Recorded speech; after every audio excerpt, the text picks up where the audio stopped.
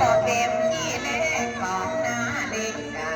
คนไปเวียนมาในเวลาแล้วเจ้าจะว่าอย่างไรก็ไม่แต่เรายังสอเข้าเจ้าอยากขอลาไปเข้าป่าก็รู้หนทางมันไกลจะกลับเมืองไทยมั่งนั้นว่าอันหนทางมันยานเด้อเจ้าแม่ไก่ขอลาก่อนแล้วหนทางมันไกลจะกลับเมืองไทยว่าบ้านไหนน้องเอาไม่อยากกลับเวียนเห็นแต่เดินตามต้องเดาหน้าวันแลกแล้วเล่าว่าจะเลิกลาไปขอลาก่อนแล้วพี่น้องบ้านไก่คนตั้งไว้ว่ามันไก่จากนี้เวลานาทีก็เข้ามาแล้วเราตะวันต่ำก็ย่อยลงไฟพามอย่าเดินเดินต้องเดาขอลาคนเก่ขอลาคนเดาขอลาคุณเบาสาวอีสานเดิมขอลาก่อนแล้วเมียเบาบินเดินไอ้ขอสอมาเมื่อเลี้ยวยังต่อเจ้าขอลาหมู่เขาหมู่เจ้าพี่น้อง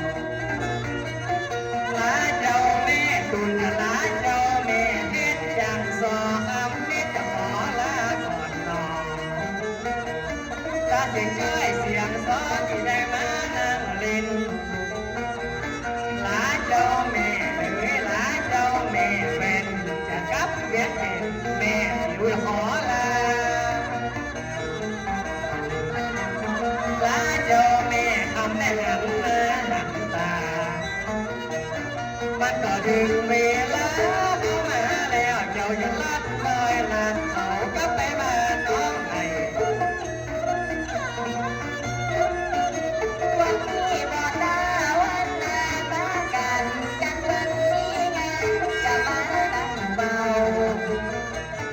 ขอลาคนแก่จะขอลาคนเฒ่าจะสองมาเจ้าจะขอกลับประเทศไทย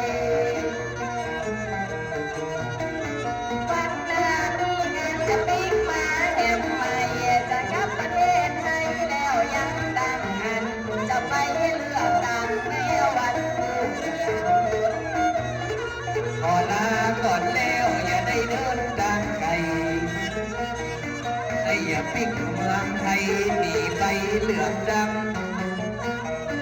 ขอลาเขาเกยังป่อเมนั่งก็ปิดเฝ้าปิดฝากแล้วยังคนงาม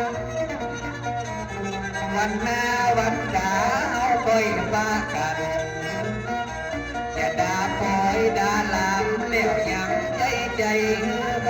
ไปหาผู้ยังซอยังไม่วันนี้บอกหน้าว่าวันหน้าจะมาเต็มจะมานอนแกงกินแกงความถอยก่อนหน้าไปบ้านเจ้าดึงมาจ่อยลุงมาน้อยเป็นน้ำหนึ่งใหญ่เดียว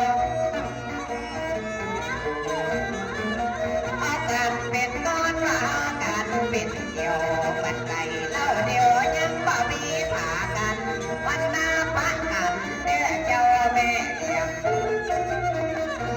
วันนี้บ่ได้กลอนวันหน้ามาแถมกันว่าบ่เห็นว่าเป็นดินบ่บางวันหน้าวันตาอย่ากลับมาแหมตังจะมามันอย่าจำหน้าทุกคนที่ไหนมีฟ้ามันก็ย่อมมีฝนขอลาทุกคนว่าสิบสาวเจ้าบางวันหน้ามีการไปบ้ากันแห่งทางอย่างสองกับแล้วไปเล่าวันที่หลังว่าไอ้ห้าคนบางงามมาขนสะดังปิ๊กบานขอลาสาวเกียงนาลีน้องยันขอซอยดอกด้านในอย่าปิ๊กเมืองไทย